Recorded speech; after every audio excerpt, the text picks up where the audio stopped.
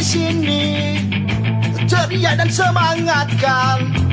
Doa kami selalu untukmu, terus menyerang, hadapi tangan